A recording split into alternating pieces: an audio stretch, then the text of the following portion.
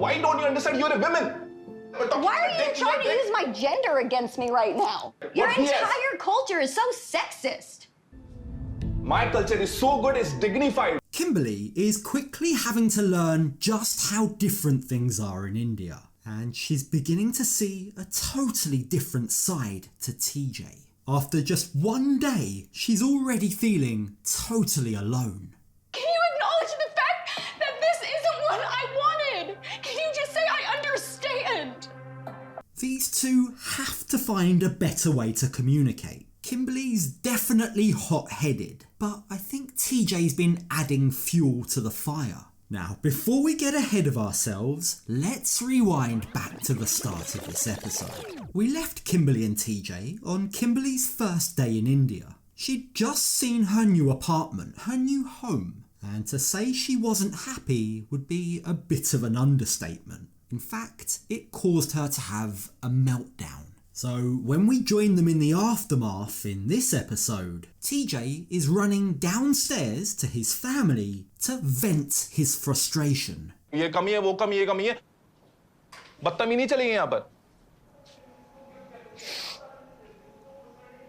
Now here's the thing. Regardless of how angry he is, TJ can't go running off to his family to complain about his partner every time they have a fight. It's not healthy. It's going to unfairly skew his family's perception of her. But something tells me this isn't a new dynamic. This was something that Kimberly was worried about even before she left America. And it turns out she was right.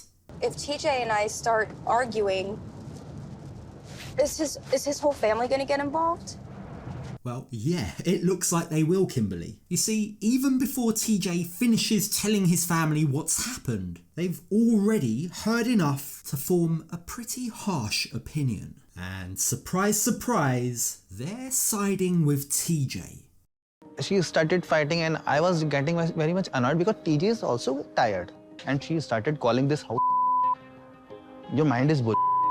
Remember, TJ and Kimberly's apartment is upstairs. The plan is to all live together like one big happy family. So while TJ might have found a few sympathetic shoulders to cry on, all this therapy session is really doing is driving a wedge between his family and Kimberly. Of course they're going to take his side. Of course they're going to reaffirm his belief that it's him doing all the work. They're his family. They're going to say that he's right. But the problem is, he hasn't exactly shared the entire story with them. Take, for example, all the concerns that Kimberly raised before she arrived.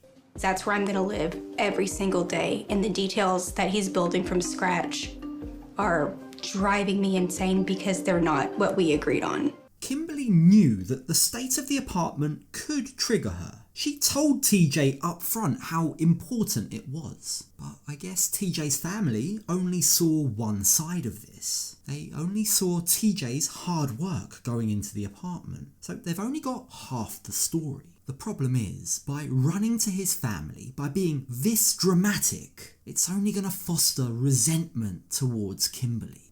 इतना प्रेम कर रहे, पूरी जान लगा दी मैंने, मतलब मर गया मैं यहाँ पर. लगे पड़े, काय को लगे पड़े यार. All of a sudden, it just shattered my whole image of Kimberly loving me, and she broke my heart. TJ sounds like a heartbroken teenager. Just look at his face. Sure, Kimberly didn't like the apartment. Maybe she even hated it. But TJ saying this broke his heart, that he loved Kimberly, past tense, as in he used to love her but doesn't anymore, is just as big an overreaction as Kimberly's was. It's only been 5 minutes since the argument, yet here's TJ acting like he's been in a toxic marriage for 20 years and can't wait to divorce. वो tile ढूंढ रहा हूँ 12-12 दुकानों में जा जाके, उस पे मेरा टाइम खराब हो रहा है, पूरे दिन की छुट्टी हो रही है, उस पे अपने मान ही नहीं रहे, बकवास कर जा रही फालतू है. रोते नहीं पागलों जैसे, नहीं रो. Look, in a way, it's really nice to see just how close TJ and his family are, how much they trust each other, how openly they talk with one another. But you just can't tell your family every single problem you have with your partner. Otherwise, there's no privacy left. There has to be a limit. That's what TJ doesn't seem to get. I'm all for family support, but this is only going to make Kimberly feel even more isolated. She started like yelling on me, just I'm giving sacrifice. What the hell is sacrifice is this? Well, if you teaches her to sacrifice. You are doing the things for her. You are doing sacrifice. None of TJ's family seem to acknowledge that Kimberly is also giving up a lot to be in this relationship. From their perspective, she's arriving in India with her wedding planned for her in a brand new apartment. No worries. She should be grateful. And I get their perspective. I understand their position to an extent. Compared to their home, what TJ's in the process of building, and it's not finished yet, but what he's in the process of building does seem to be an upgrade to their house. They're proud of TJ, but they need to realise that Kimberly is also giving up a lot. It's not easy to pack up everything and leave behind your friends and family, to start afresh in a new country with a different culture, having to live practically with your partner's family. This apartment was supposed to be her sanctuary. It was supposed to be where she could go for comfort, to be at home. That's why boundaries are so important. But unfortunately, it's starting to feel like TJ's family has no boundaries. TJ texted me last night and said that I could come down there and sleep with, I guess, him and Yash and his mom on the same bed.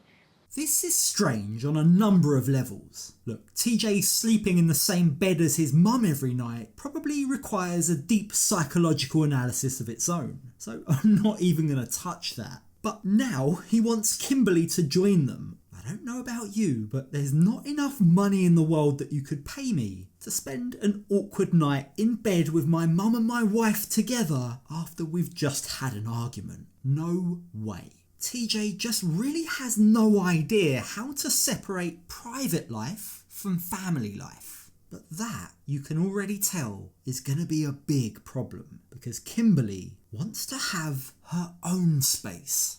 Last night, I could see a bunch of guides, and they said that they've always been here for me, which made me feel better. Kimberly's talking about her spirit guides here. Now, whether or not you believe in them, she's clearly looking and grabbing at something, anything for support. She's previously told us that spirit guides have been with her since she was a child. And knowing that her parents went through a very messy divorce, knowing that she told us she always felt her mum treated her differently from the rest of her siblings, these spirit guides were probably her way of finding comfort in tough situations. The kind of tough situations she's experiencing now. What's most important to her, and what she keeps telling TJ, is she wants to feel heard. She needs to know her partner's listening to her concerns. Right now, she feels like he isn't. He feels like his effort on the apartment isn't being appreciated, but he doesn't seem to understand Kimberly's perspective. He doesn't understand why she's getting upset. This morning, I'm not feeling very good. Because last night, Kimberly was very disrespectful to me. Before my family, I don't know why it's changing so suddenly. Why she is reacting in that way. Does TJ genuinely not see that the apartment was different from what Kimberly imagined? Or is he choosing to focus on her emotion rather than the things she pointed out? Wherever the truth lies, the time has come for TJ to venture upstairs and try and rebuild bridges. Only it's not gonna go as he hopes. Hi. How are you? Fine. Feeling good? No.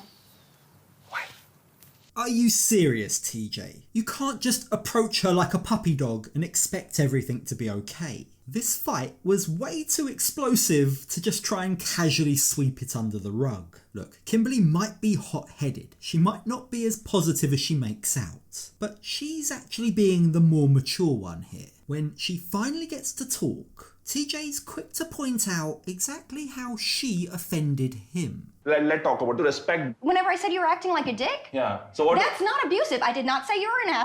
I did not cuss at you. I was not mean to you. I was saying I think you're acting mean. That word appears to have really offended TJ. It's clearly more offensive in India than it is in the States. I can totally understand why Kimberly didn't think of it as such a big deal, but this difference points to a much bigger issue. It's not a bad word for you. Why don't you understand? You're a woman. Your entire culture is so sexist.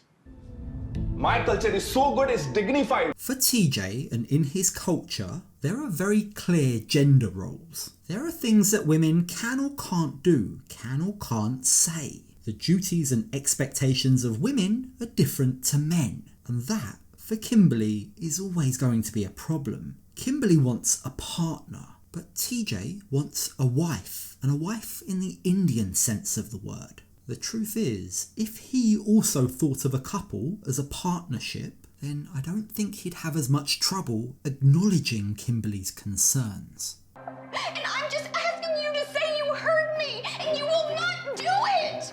Why won't you just say that you heard me? Yet again, Kimberly is getting heated. But again, TJ is reluctant to see her perspective. He can't seem to see the middle ground. In the same way that he told her not to worry about the apartment until it was too late, he now wants to forget about the fighting without talking. He was hoping that they could paper over these cracks and just move on, but that was never gonna happen. Can you acknowledge the fact that this isn't what I wanted? Can you just say I understand? Unfortunately, Kimberly, he can't. And so, yet again, the episode ends with TJ storming off downstairs, no doubt to go running to his family again. And the really worrying thing is, he hasn't even dropped the bombshell yet that Kimberly is expected to do all the household duties. You can just imagine how Kimberly's gonna react when she finds that out.